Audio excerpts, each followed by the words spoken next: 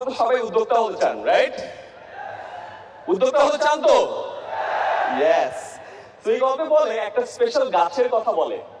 এই গাছটার নাম হলো চাইনিজ ব্যাম্বু ট্রি। চায়নাতে এক ধরনের বাঁশের গাছ হয়। সেই বাঁশ গাছে যখন আপনি বীজ বপন করবেন, একদিন দুদিন পানি দিবেন, গাছটা বড় হয় না। 1 মাস 2 মাস পানি দিবেন, গাছটা বড় হয় না। সার দেন, যত্ন করেন, কোনোভাবে গাছটা বড় হয় না। 1 বছর বীজ থেকে চারা গাছ অঙ্কুরিত হয় না।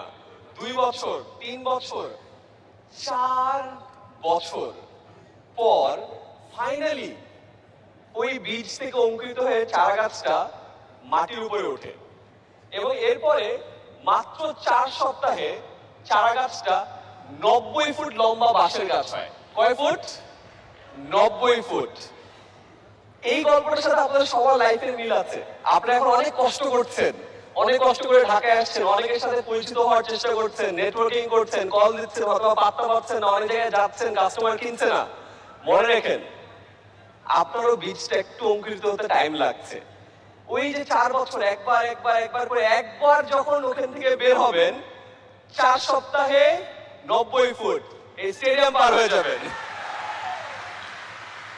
ঠিক এখানে একটা মজার বিষয় আছে। তখন ওই চারা গাছটা দেখে বাকি মানুষ কিন্তু বলে, আরে মাত্র 4 সপ্তাহে চারা গাছটা 90 ফিট লম্বা হয়েছে।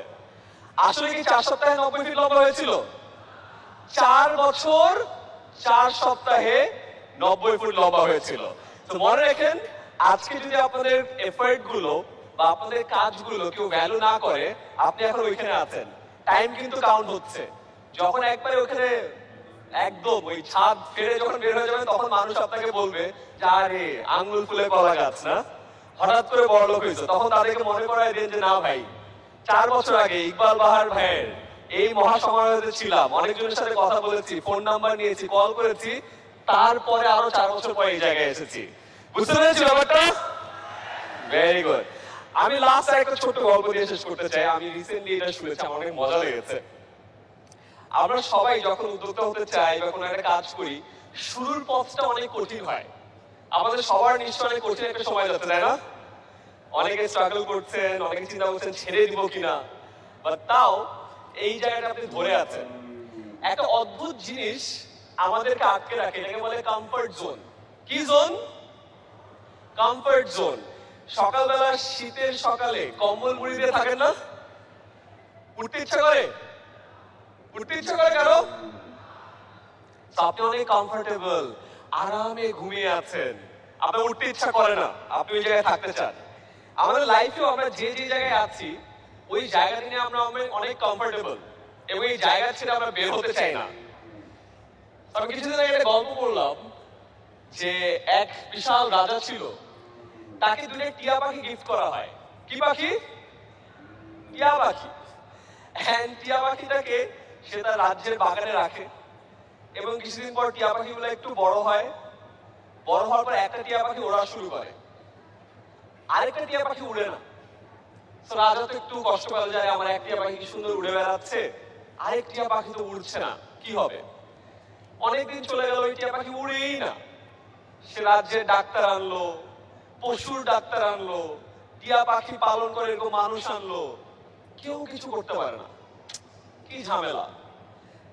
পরে একদিন এক কৃষক এসে রাজাকে বলল, রাজা আপনি যদি কিছু মনে না করেন আমি একটু দেখি। রাজা বলে, দেখো। তারপরে লোকটা কিছু একটা করলো।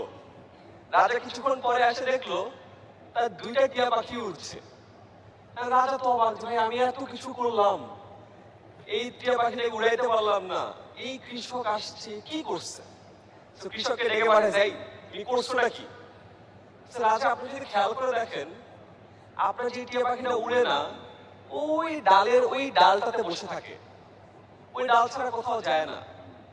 আমি গাছে উঠে ওই ডালটাকে কেটে ফেলছি, ডালটাকে কেটে ফেলার পরে ওই টিয়া পাখি ওড়া শুরু করছে। মোরাল অফ দ্য স্টোরি কি বুঝছেন? আমরা আমাদের সবাই কম্বলের ভিতর ঢুকে আছি। একবার যখন ওই কম্বল থেকে বের হই, কমফর্ট জোন থেকে বের হই, তারপর আবার ওরা কেউ থামাতে পারে না। যে যেখানে আছেন, আজকে ভাবছেন না শুরু না করি, আরো কয়েকটা মাস দেখি, 2 মাস দেখি, আরো একটা কনফারেন্সে যাই, আমার মনে হয় যে ওই কমফর্ট জোনটা, ওই ডালটা যেখানে বসে আছেন, নিজে খুব আরাম করে বাদ দিয়ে দেন, বাসা থেকে বের হয়ে যান, ঢাকায় চলে আসেন বা যে কোনো জায়গায় আপনার যে ব্যবসা যেখানে আছে শুরু করে ফেলেন। দেখবেন একবার ওই ডালটা কাটা হইলেই আপনার কমফর্ট জোন যখন চলে যাবে, দেখবেন আপনিও ওরা শুরু করেছেন। কথা কি বোঝা গেছে? এই জিনিসটা আমাকে অনেক হেল্প করেছে। সো রিসেন্ট টাইমস আমি অনেক জায়গায় আমার কমফর্ট জোন থেকে বের হয়ে আসছি।